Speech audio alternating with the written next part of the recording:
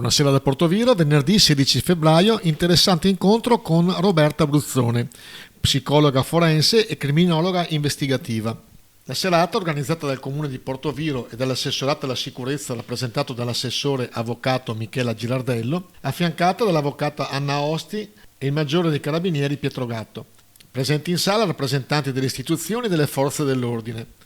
L'evento, frutto della collaborazione tra l'amministrazione comunale di Portoviro, l'associazione Alto di Terra e Adriatic LNG, ha posto l'attenzione sul preoccupante aumento della violenza contro le donne.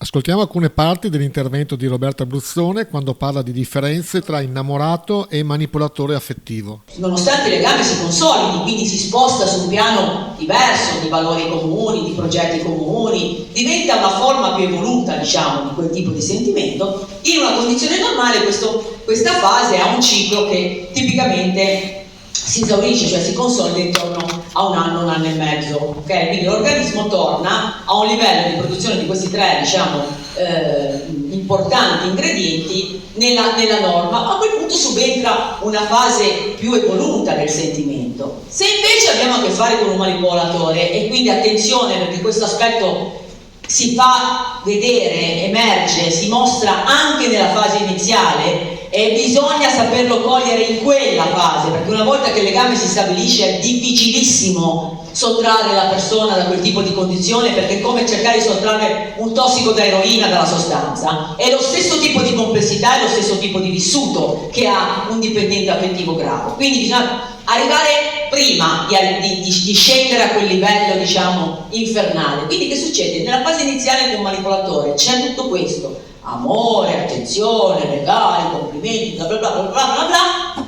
ma ci sono due ingredienti fondamentali che nell'innamoramento sano non ci sono.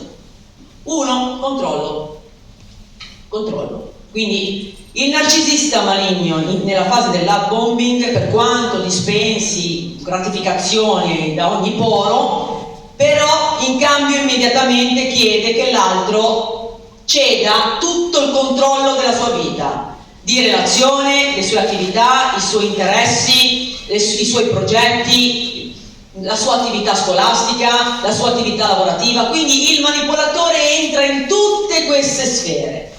Subito, immediatamente, Giulia Cecchettin, Filippo Turetta non le ha lasciato spazio di autonomia su nessun'area, stessi viaggi, stessi amici, stessa palestra, stessi corso di studi, idee, tutto insieme. Ecco, questo è un primo passaggio che dovrebbe allarmarvi già dall'inizio, perché una relazione sana lascia spazio a entrambi